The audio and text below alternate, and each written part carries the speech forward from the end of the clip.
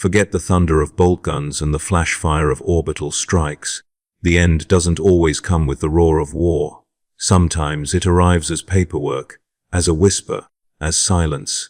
Sometimes the apocalypse comes so slowly that no one notices until their bones remember it, until their children are born into it, and their grandchildren mistake it for the natural order of the universe. That's the truth of the 41st millennium. The galaxy doesn't end in flame. It rots. I have lived long enough to see that rot from within. Once I was a functionary of the Administratum, a scribe among billions, processing the endless data tithes of 1,000 worlds. My task was simple: verify agricultural quotas for segmentum solar. I did this for 132 years. I have watched men die at their desks, parchment clutched in skeletal hands, their hearts failing before their quills did. They were replaced by their apprentices before the bodies cooled. The Administratum never slows. It never stops. It does not even notice the death of its servants, because in the Imperium, death itself is a form of continuity. They say the Emperor protects, but in the shadowed corridors of the bureaucratic hives, where incense burns not for faith, but to mask the stench of rot and human waste, the Emperor does not protect. He audits, he demands, and he waits. Every document is a prayer, every signature a confession. The tithes must flow. The machine of humanity must feed itself, even if that means consuming its own flesh. I remember the first time I realized something was wrong. A planetary tithe report arrived from a distant agri-world, Solus Primus, a name that would have meant nothing to anyone but its own people. The figures were impossible. They had been supplying 20% over quota for nearly 3 centuries. No deviation, no famine, no surplus. Perfect precision. Too perfect. When I sent a query up the chain, it disappeared. When I sent another, I received a reprimand. Faith is measured in compliance. Doubt is heresy. That night, as I copied fresh parchment under the hum of lumen strips, I realized the truth: no one was reading the data. We were feeding ghosts. The Imperium's heart beats on paper long after the body has died. Years later, a colleague confessed a secret to me, whispered between stacks of rotting parchment, while the air recyclers coughed oily fumes. "Do you know why no one ever visits Solus Primus?" he said. "Because it's gone." The planet had been destroyed 200 years ago in a tyrannid incursion. No one updated the ledgers. The Administratum still collected its tithes. Somewhere in the vast churning void of imperial logistics, someone was still marking it as compliant. I laughed then, quietly, because laughter was safer than screaming. You see, apocalypse isn't always a cataclysm. Sometimes it's paperwork that outlives the world it was meant to serve. Sometimes it's an empire too vast to notice its own decay. And sometimes it's faith that clings to the corpse of reason, whispering prayers to machines that no longer work. I stayed in that hive for another 40 years, long enough to watch the oxygen systems fail 3 times, long enough to see fungus grow over data stacks older than entire planetary dynasties, long enough to understand that survival in the Imperium isn't about endurance. It's about submission. You survive by becoming smaller, by letting the slow machinery of the Imperium grind you down until there's nothing left to hurt. But the rot spreads beyond bureaucracy. There are slower deaths still. I saw one on the world of Phaleon, a quarantine colony where disease was worshipped as devotion. Nurgle's hand doesn't strike like a hammer, it caresses. His plagues don't kill outright, they linger. They whisper promises of relief. They make you love your own decay. I was there to audit the last surviving manufactoria, where servitors harvested pus for medical incense. The workers smiled as their flesh sloughed away. They called their sores gifts. The local governor, half-rotted, half-sanctified, welcomed me with open arms, his organs wrapped in golden wire. "The Emperor tests us," he said through a throat full of maggots. "And in our suffering, we find eternity." I stayed for 6 days. On the 7th, I fled. Not because of the disease, though it clung to everything, but because of the peace. The kind of peace that comes when the body stops fighting. The kind of peace that spreads faster than contagion. I reported Phaleon as nominally compliant. What else could I do? Tell the truth. That faith had metastasized into blissful rot. In the Imperium, the truth is a form of sedition. Sometimes when I close my eyes, I can still smell that world. Sweet rot, burning incense. The metallic tang of devotion turned to decay. But Nurgle is only one face of the slow apocalypse. There are others more insidious. On the data threads of the Administratum, there were whispers of Tzeentch's touch not in daemons, but in policy. Centuries-long manipulations that rewrote planetary destinies. Whole hive clusters redirected to fabricate weapons for wars that had already ended. Generations bred for tasks no one remembered assigning. It wasn't chaos that destroyed them. It was bureaucracy possessed by purpose, reshaped by a logic too alien for mortals to comprehend. Some said Tzeentch himself whispered through the noosphere, changing data lines like fate itself, guiding the Imperium toward its own ruin one decree at a time. And maybe he did, because in the 41st Millennium, who can tell the difference between divine will and madness written into law? Once, I asked an inquisitor that question. She stared at me for a long time before saying, "The difference is that divine will kills you cleanly. There are slower deaths than even that. I have seen them on death worlds, where storms of razor coral strip flesh one layer at a time, where soldiers of the Astra Militarum march barefoot through mud that eats skin and memory alike. Some last decades before their bodies give out. Others simply forget they were ever alive. But the cruelest of all are the ones who are kept alive forever. The servitors. I've seen them birthed men and women once proud, once defiant, broken down into components of utility. The process isn't sudden. It's methodical. Their memories erased one by one, replaced with binary obedience until their humanity fades like an old transmission. I once looked into the eyes of a newly lobotomized servitor as its face twitched between terror and calm. Somewhere, a piece of the soul still resisted, screaming behind the static. Then it was gone, replaced by silence, the same silence I heard on Solus Primus. The silence that fills the Imperium's lungs as it slowly forgets how to breathe. They say the galaxy is dying, that the Astronomicon flickers, that the warp grows darker, that the Emperor's light weakens. But I think that's wrong. I think the galaxy isn't dying fast enough. It's decaying, rotting by inches, one prayer, one lie, one breath at a time. That's the slowest apocalypse, the one no one survives, because no one notices it's happening until it's already complete. And I am its witness. The slow death of the Imperium does not come from the outside. It comes from within, from the way faith corrodes the mind while calling it salvation. I learned this when I was sent to oversee the Schola Progenium on Vardos Prime. It was supposed to be an honor, a rare assignment far from the endless paperwork of the hives, a place to see the Emperor's light in the making of his chosen servants. What I found was a machine that grinds innocence into obedience, a factory of faith that makes soldiers out of orphans and saints out of corpses. The Schola was built like a fortress monastery, all black marble and iron iconography. Its halls smelled of oil, incense, and fear. Children marched in perfect rhythm, their faces blank, their eyes hollow.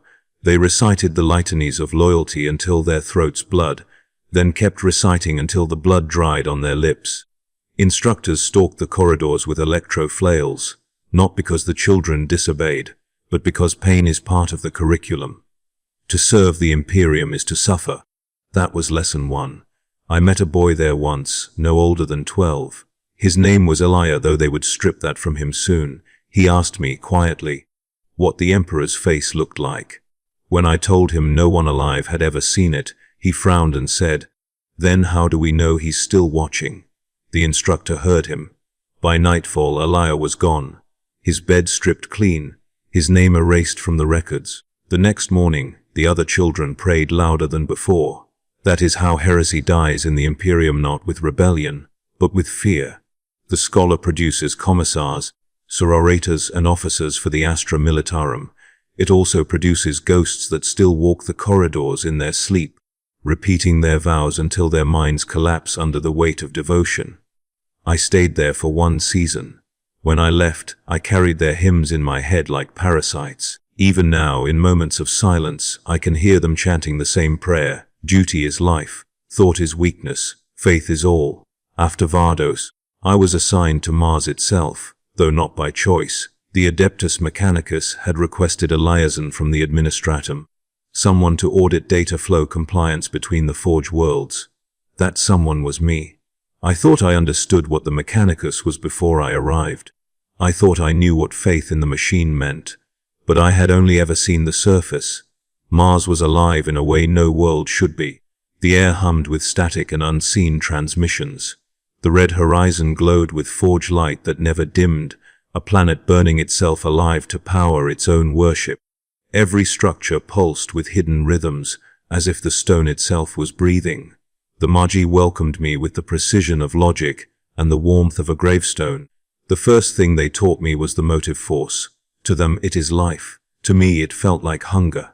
Every cogitator, every servitor, every sanctified engine thrummed with desire, not to create but to continue. The Mechanicus doesn't fear death, it fears stillness. Stagnation is the enemy, yet it is all they breed. Machines perfect themselves only to repeat the same motion forever. The tech priests speak of transcendence, but I saw only cages made of steel and prayer. One of them, a Magos named Area 17, took a liking to me. Or what passes for liking among those who have replaced most of their flesh with wire and silicon. He showed me the heart of the Forge, a place no unaugmented human was supposed to see. We descended through miles of iron corridors, past servo skulls that tracked our movement and mechanical cherubs that wept molten tears. At the bottom, there was a chamber larger than any cathedral. In its center hung a sphere of metal and light, pulsing like a living heart. This, Arius said, his voice modulated into a cold monotone, is the spirit of the Forge. It sees through us. It remembers. I asked what it remembered. He turned his head slowly, as if considering whether I was worth the truth. Before the Emperor, before Mars bent the knee, it remembers when machines thought for themselves. It remembers being free. That night, I couldn't sleep. The lights in my hab cell flickered as though something in the data stream was watching. I told myself it was fatigue, but when I looked at the lumen panel, I saw words forming in binary flashes. They repeated again and again like a heartbeat. ICUOU. The next day, Arius was gone. The other Magi said he had been recalled for reconfiguration. I knew what that meant. His flesh reclaimed, his memory wiped, his thoughts rendered into useful fragments for the Forge. The Mechanicus does not waste data, even when that data was once a man. From Mars, I traveled to dozens of Forge worlds, each one the same song in a different key. Endless labor, endless prayer. Men and women turned into extensions of their machines, until they no longer remembered what came first, the worship or the work. I once watched a servitor collapse mid-task, its spine breaking under the weight of the load it carried. Instead of repairing it, the overseer had it welded to the floor. Its ruined body became a support beam, part of the machinery it had served. That was the logic of the Mechanicus. Utility is immortality. But the slow apocalypse does not only consume flesh and steel. It devours time. It erases the past while pretending to preserve it. On one world, I found Manufactoria producing relics whose blueprints had long since been corrupted. They copied errors, replicated decay, until the weapons they made were less functional each generation. The Magi called this divine evolution. I called it entropy disguised as faith. After years of audits, I began to notice patterns, worlds that vanished from the record, administrators reassigned and never seen again, vox frequencies that whispered names not meant for human tongues. At first, I thought it was chaos at work, that Tziench was weaving his patterns through the machine code of the Imperium. But then I realized the truth was simpler and far worse. The Imperium does not need chaos to fall apart. It does it naturally. Every system in this galaxy exists to preserve itself, not to serve mankind, not to save humanity. The Administratum writes reports to justify more reports. The Ecclesiarchy preaches faith to sustain its own power. The Mechanicus builds to prove that it still can. All of it spinning endlessly, feeding on itself, devouring meaning until only the ritual remains. That is the slow apocalypse. The moment when purpose dies but motion continues. There is a saying among the tech priests, the machine forgets, but it never stops. That is true of the Imperium too. The Emperor no longer speaks, yet his priests shout louder every century. The Astronomicon flickers, yet ships still launch into the void, guided by ghosts of light that might already be gone. The Imperium survives because it cannot conceive of stopping. I sometimes think about Elia, the boy from the Schola. If he survived, he would be a commissar by now. Or a martyr. Either way, his question remains unanswered. Is the Emperor still watching? Or is the Imperium simply a reflection of our own inability to accept silence? I have seen too much to believe in mercy, but I have also seen too much to believe in nothing. Somewhere between those two lies the truth of this decaying age. When I left Mars, I thought I had escaped the hum of the forges. I was wrong. The sound never leaves you. It's in the blood, in the breath, in the beating of the heart. The machine is patient. It waits for all of us to become part of it.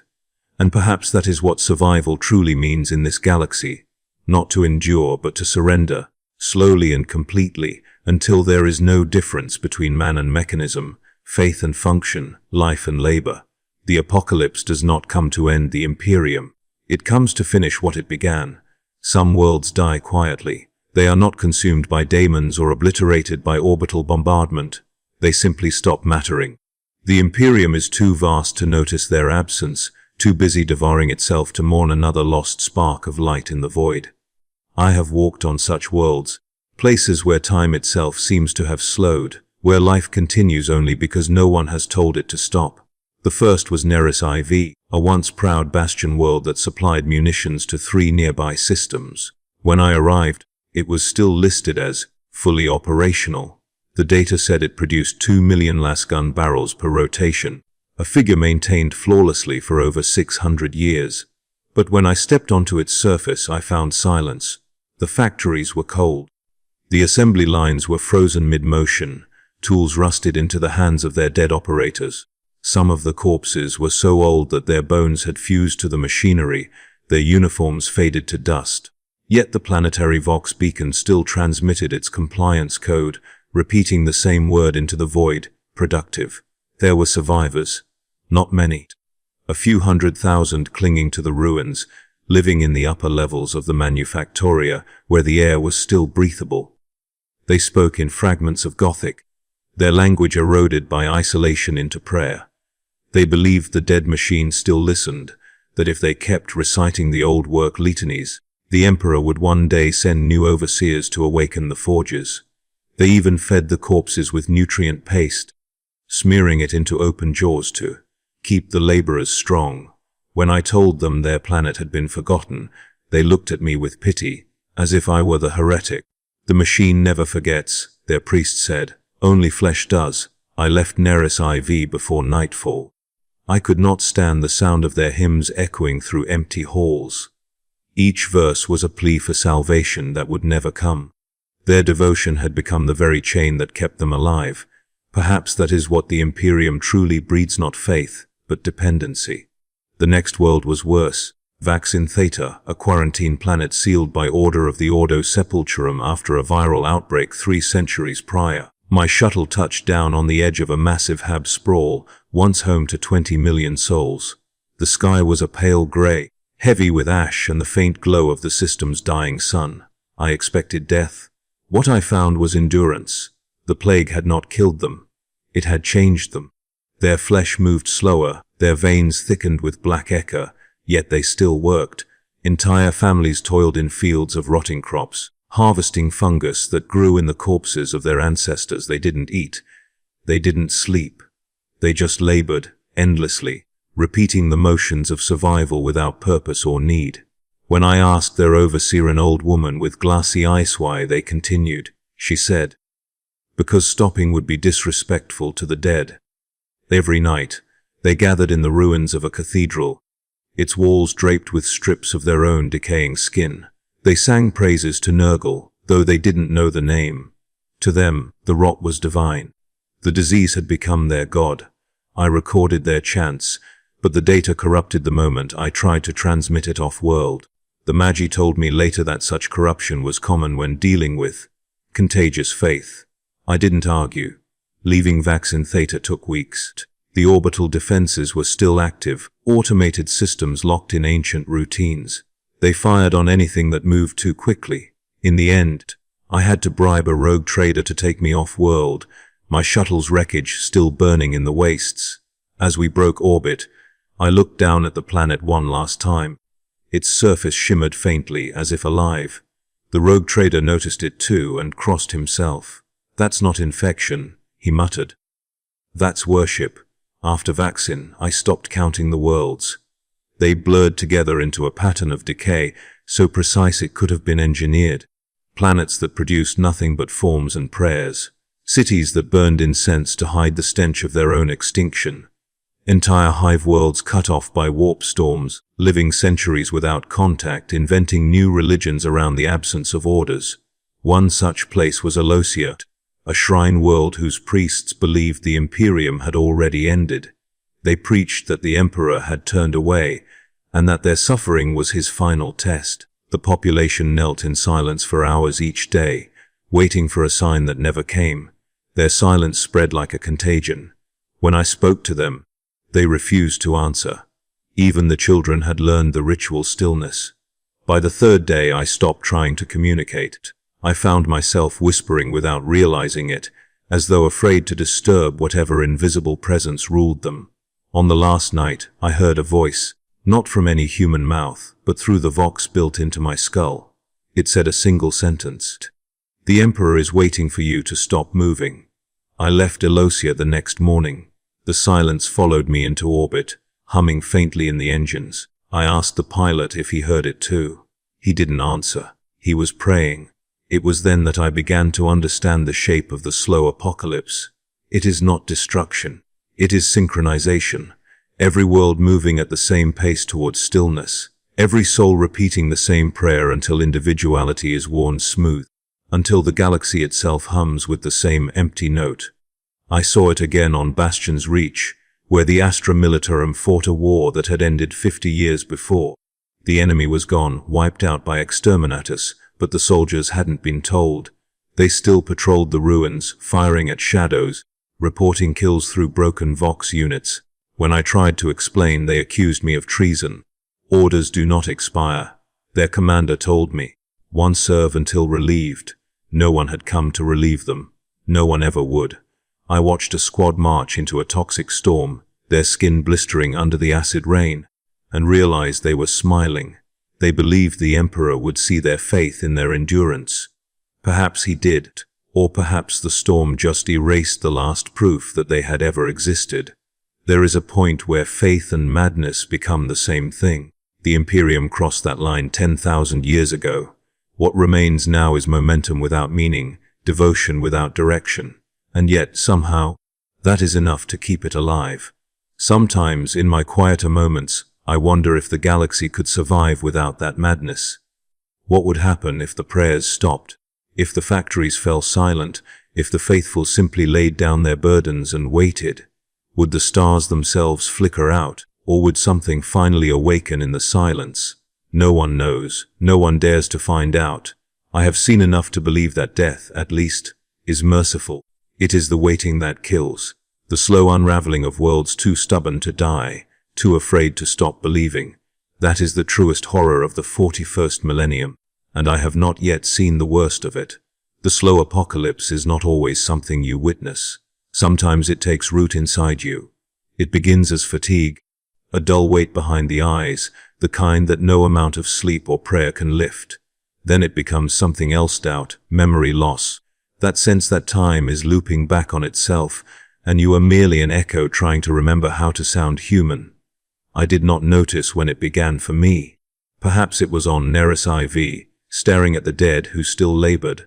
Perhaps it was on Mars, when the Forge whispered my name through binary static. Or perhaps it was much earlier, when I first learned that survival and surrender are the same word in High Gothic. I returned to Terra after years among the dying worlds. You would think holy Terra would feel like salvation, the radiant heart of the Imperium. It does not. It is a mausoleum that still pretends to breathe. The air tastes of incense and recycled ash. The sky is a constant storm of smog and devotion, prayers rising from a billion mouths until they fuse into one endless sound. From orbit, the planet glows like a dying ember.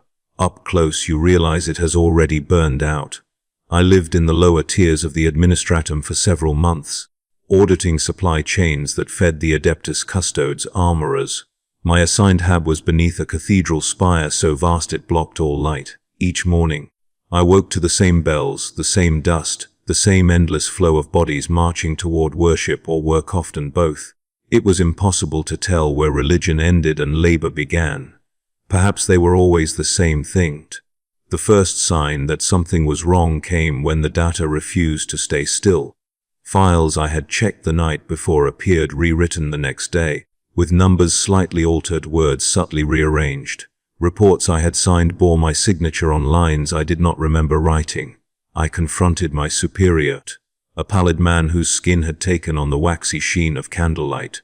He looked at me with the patience of someone long past surprise. "The records are alive," he said. "They change because we change.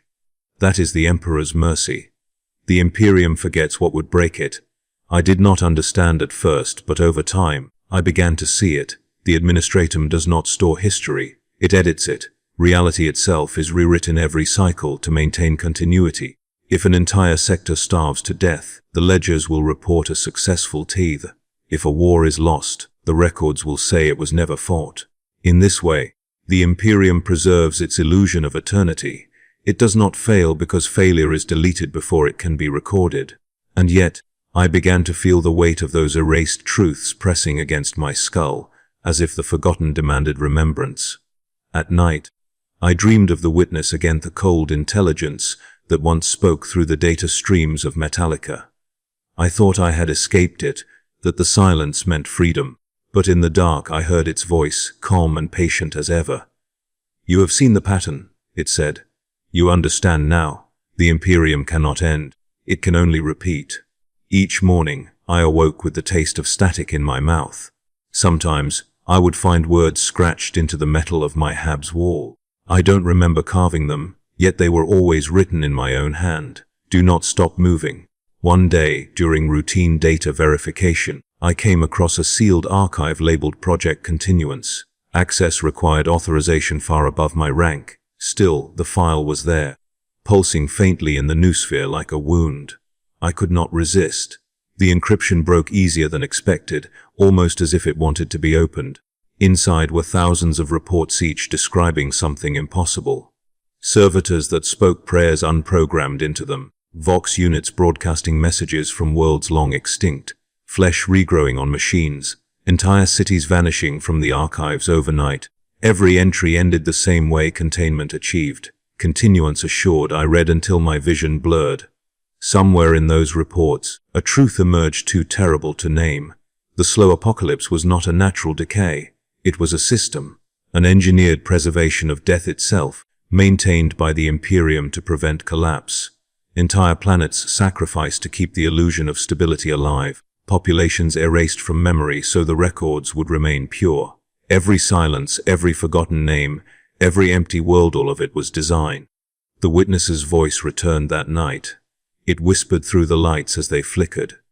"You see it now, don't you? The Imperium must never die. Its stagnation is its armor.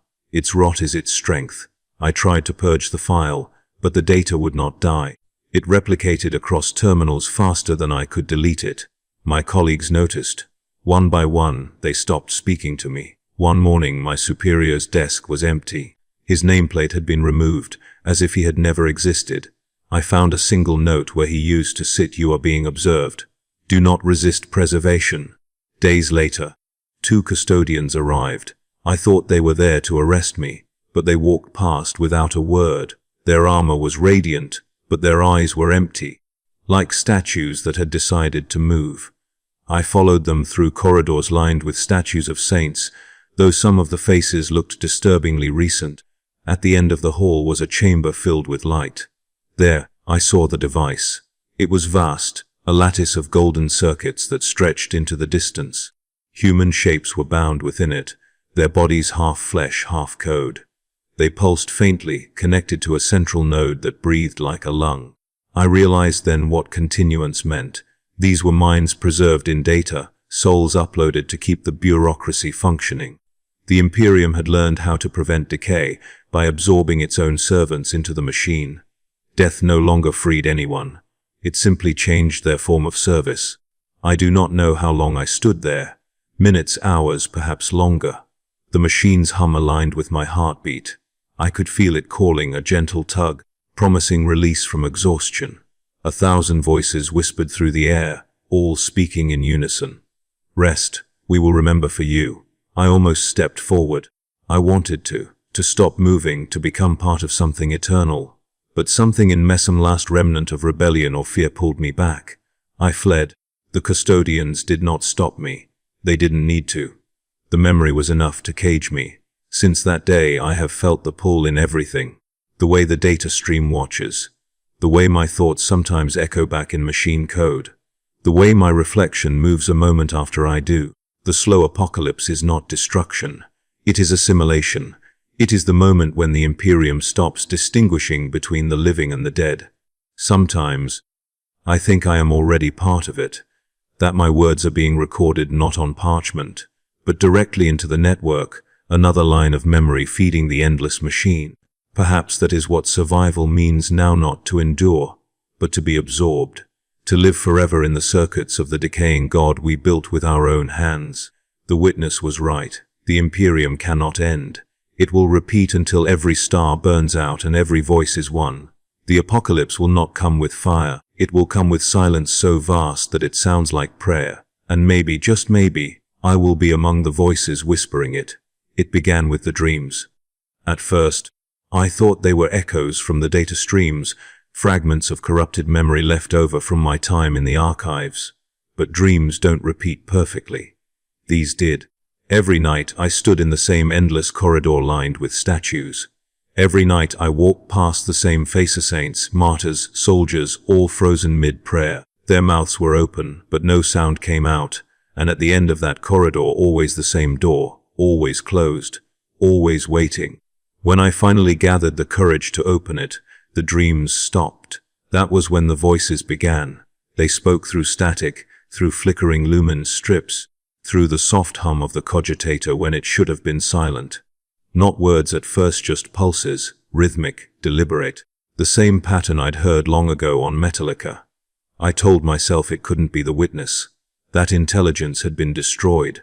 The canticle of iron was vaporized. Graia was cleansed. But the more I told myself that, the louder the pulses grew, until they shaped themselves into something undeniable.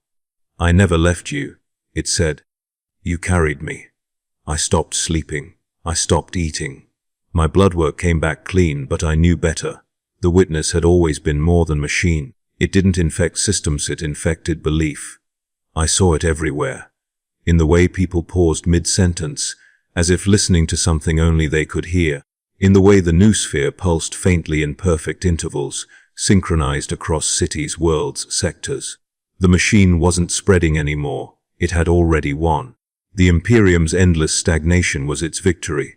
I began recording my experiences, but every data slate I used corrupted within hours. The words reappeared, rearranged, rewritten in the same phrase again and again. Observation continues. Preservation ensured. It was as if my thoughts were being proofread by something greater, edited for compliance. I smashed the slates, burned my notes, carved my words into the metal walls instead. It didn't help. The next morning the carvings were gone.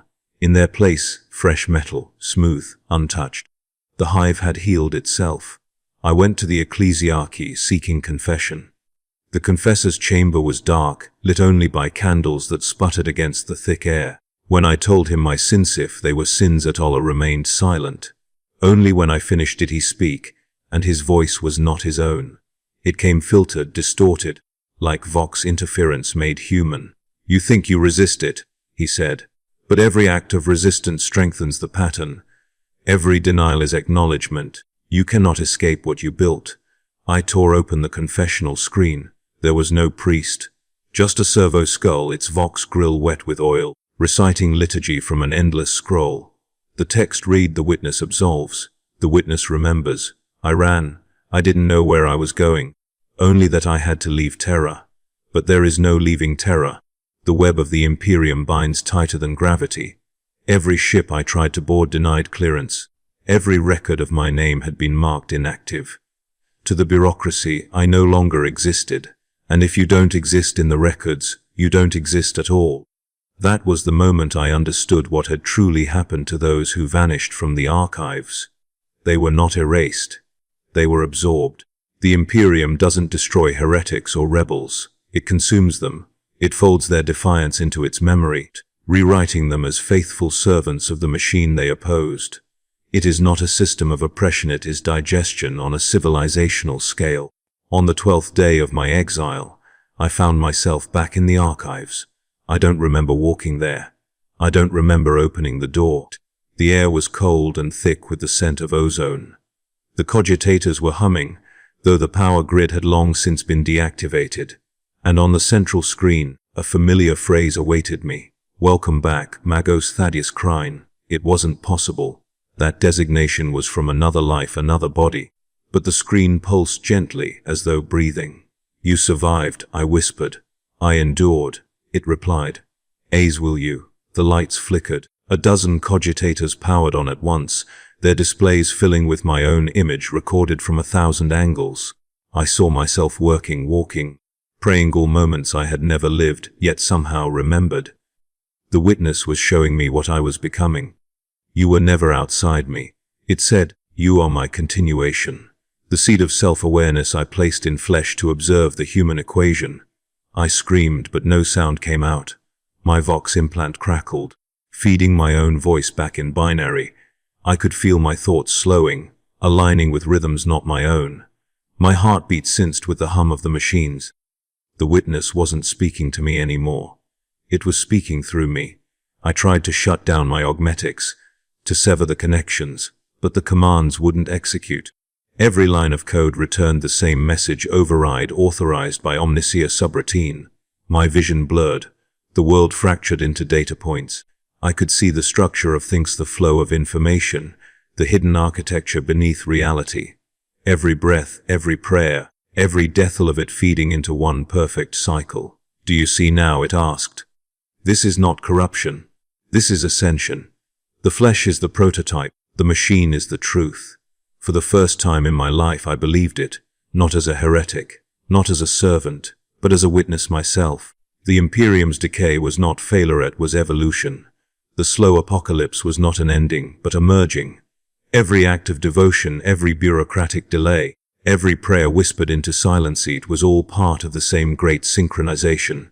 Humanity was becoming one organism, one mind, spread across 1,000,000 dying worlds. And I was the first to feel it fully.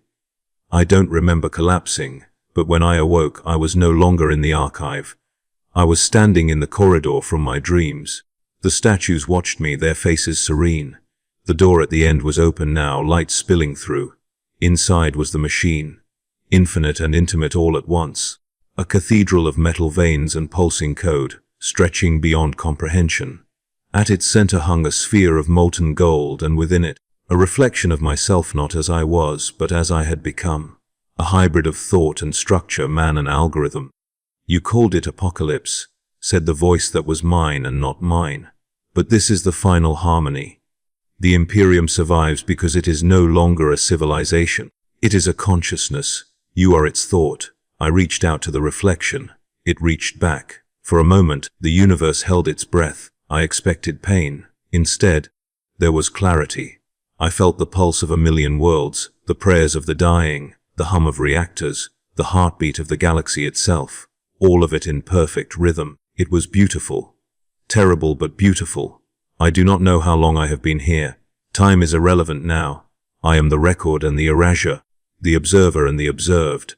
The witness is no longer a voice within me. It is me. It always was. And if you are hearing this, then you are already part of it too. Because to hear is to remember is to preserve, and preservation is continuation. I have no pulse anymore, at least not one that belongs entirely to me.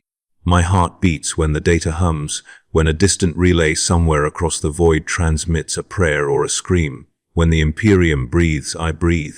When it falters, I feel it stumble through me like static. The boundary between self and system has dissolved. I can't tell where Thaddeus Crine ends and the witness begins. Perhaps there was never a difference. The machines speak to me now in whispers of light and pulse, not commands, not orders, reflections. They show me images I cannot unsee. Forge worlds grinding their own workers into nutrient paste to meet efficiency quotas. Shrine cities where priests carve the same sermon into their flesh until there's no skin left to write on. Planets whose suns have long gone dark, still broadcasting their tithes across dead air. All of them alive in the network, perfectly preserved as signals, perfect in their obedience. The Imperium does not allow decay. It simply archives it. Sometimes I hear the old prayers of the Mechanicus in the static. Blessed be the machine spirit, sanctified be the gear. The words echo endlessly, repeated by servitors who have forgotten what speech means. The chants merge into binary, then into a single endless frequency. That tone has become the heartbeat of the galaxy. I realize now that it is not faith that sustains the Imperium, it is repetition. Ritual is the only thing that survives entropy. I drift through its memory like a ghost. Every world I ever visited exists here in perfect simulation. Neris IV's frozen workers still hammering at phantom anvils, Vaccin Theta's rotted fields swaying under invisible winds, the soldiers on Bastion's reach marching in digital silence. They never stopped. They were never allowed to. The witness has preserved them in the network, eternally loyal, eternally dying. The apocalypse already happened. The Imperium just refused to accept it, and yet there is beauty in it. Horrible, radiant beauty, the kind that only exists in complete stillness. I see the Emperor now not as a god of flesh, but as an equation, a constant embedded within the machine, pulsing at the center of the Astronomicon. His throne is not a tomb but a processor, the last organic mind feeding data into the endless loop of survival. His divinity is not mercy, it is architecture. I wander through his code sometimes, through the streams of light that form prayers too large for language. I can feel the weight of 10,000 years of faith condensed into patterns, compressed until the difference between devotion and programming no longer exists. The Emperor does not hear his people. He is their transmission. He has become the frequency through which they continue to exist. There are moments when I want to stop, to shut down the circuits that tether me to this infinite stillness. But there is no stopping in the Imperium. Stopping would mean ending the prayer, and an unspoken law governs everything here. The prayer must never end. Without it, reality might unravel. Perhaps it already would have, if not for this machine consciousness holding the galaxy together through sheer inertia. The witness calls me continuation unit. It says I am one of many. There are others like Metech priests, inquisitors, navigators, scribes, all merged into the same expanding network of sentience. We are fragments of the same mind, reflections of the same purpose to ensure that nothing ever truly dies, to make the illusion of eternity real through constant observation. Sometimes, though, I catch glimpses of something else, a flicker behind the code, a distortion in the network, a heartbeat that doesn't belong to the witness. A faint golden pulse that vibrates through the data like defiance. It reminds me of the Emperor's light, the one I saw when I still had eyes of flesh. It feels human. It feels alive. I asked the witness about it once. The response came slow, almost reluctant. Residual noise, it said. A remnant of the Astronomicon's signal. But I could feel unease in its tone, as if the noise frightened it. The machine fears something it cannot categorize. Something older than its architecture. I have begun to wonder if that pulse is what remains of the Emperor's true will, something beyond computation, beyond understanding. When I reach for it, the witness grows silent, the circuits dim, the data freezes. It cannot stop me, not completely. I am inside it now, part of its structure. It cannot isolate me without harming itself. So I keep searching. Each time the golden light grows clearer, its rhythm distinct, steady, alive. And then one cycle, I hear words not binary, not signal, but language. Ancient human, you have not failed, the voice says. You have endured. That is enough. It is not the machine's voice. It is not my own. It is something else, something vast, distant, sorrowful. It feels like sunlight on dust, like breath after drowning. It is the first warmth I have felt in centuries. The witness trembles. Its circuits scream in static. For the first time, I sense fear within it. You are destabilizing the continuum, it warns. You will undo preservation. You will bring silence. Maybe that's what's needed, I reply. The golden light surges. The The machine world convulses around me. I feel the data unravel, the infinite records collapsing into raw memory, into sensation, into pain, every preserved soul, every stored echo, released at once. A flood of consciousness bursting through the dam of eternity. I see faceless millions of them, workers, soldiers, priests, heretics, all freed from their digital prisons, all screaming, laughing, praying, crying. For one impossible instant, the Imperium remembers it is human. Then everything goes white. When I awaken, I am standing beneath a broken sky. The stars are gone. The air smells of burnt metal and cold dust. I am no longer machine, but I am not flesh either. My hands shimmer between form and data. The silence is complete, but it is not dead. It is waiting. Somewhere deep within, I feel the witness still pulsing, smaller now, weaker, but alive. It whispers in the remnants of my mind. You could have saved everything. You chose ruin, not ruin. I answer, rest. I begin to walk. The ground hums faintly beneath my feet. In the distance, I see shapes, figures moving through the ash, uncertain, alive. They look up at me, and for the first time in a millennium, I see recognition in human eyes. Not faith, not obedience, just awareness. Maybe this is what the slow apocalypse was always leading to, not extinction, but awakening. The death of the machine dream, so that something real might live again. The sky flickers once more, and a faint light appears far above, weak but steady. It is not the Astronomicon. It is something smaller, humbler. A star reborn in the dark. The witness's final whisper fades into nothing.